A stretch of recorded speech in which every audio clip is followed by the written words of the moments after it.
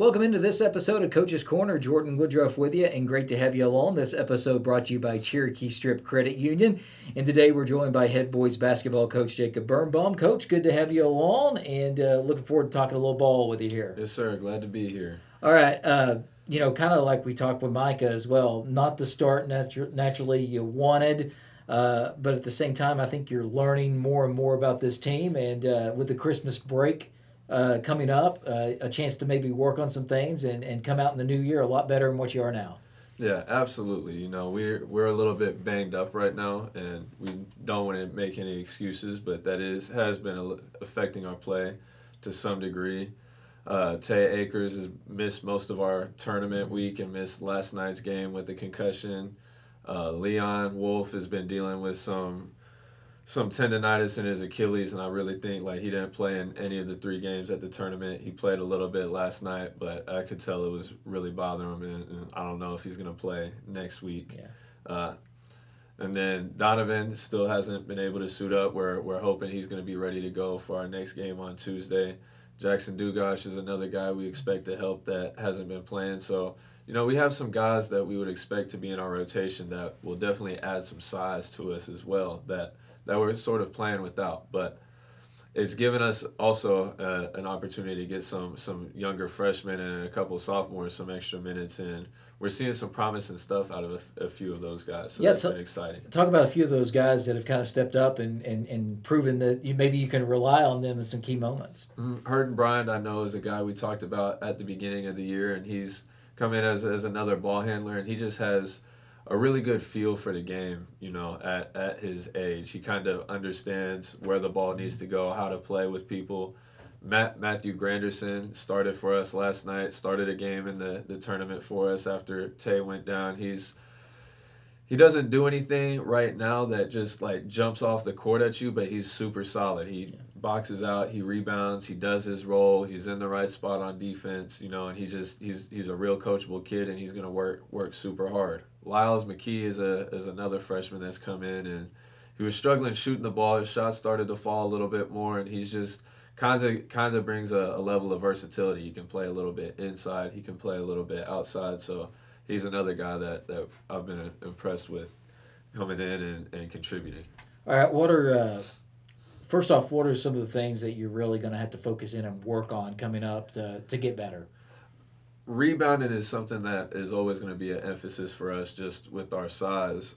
With this group, I harped on them last night, we have just got to figure out a group of guys that's going to come out and start a game tough for us. I feel like Bigsby isn't a team that's 40 points better than us, but they came out and they were absolutely 40 points tougher than us last night. And our guys just weren't ready to step up to that challenge and play at the same level of intensity that they came out to play with. So that's something that we're going to have to, adjust how we approach what we're working on in practice, and I'm going to adjust, who I'm playing, who I'm starting to try to give us some energy and bring some toughness at the beginning so we don't dig ourselves a hole early on. All right, and then what are some of the things that maybe you are proud of, the silver lining so far with this team that you feel like, besides some of those young guys stepping up, some things maybe you found out that could be strengths? Man, the culture is getting a lot better. There's still a few loose cannons here and there, but even though we've struggled at times during this season, the kids are doing a good job of staying together. Last night I pulled my whole first 5 and put in a bunch of the younger kids when I was upset at the effort level. And, those kids, they could have sat there, pouted, and hung their heads, but they stayed engaged in the game. They were cheering on the young guys, and they were ready to get back out there when I called their name. So this group, even though we've had some bad defeats early on in the season, we haven't become defeated overall. We're still showing up every day, still bringing energy, and still working hard, and that's all we can ask for.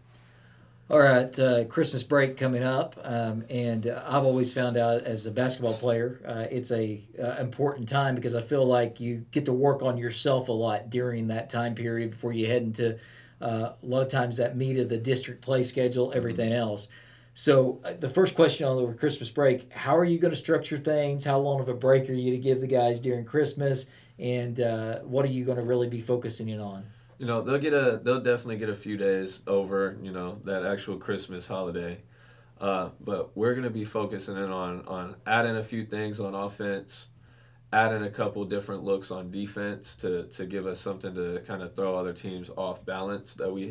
We've had a congested game schedule to start the season, haven't had a lot of time to add stuff as guys are coming back from football. We're gonna look to add all that stuff and just build on the progress that we've been making. Uh, I feel like the kids are doing their best to try to run the offense and the sets that we've been giving them. We just gotta get some more confidence in ourselves, like as individual basketball players. That when the sets don't play out exactly like they do in practice, which they're not going to more times than not.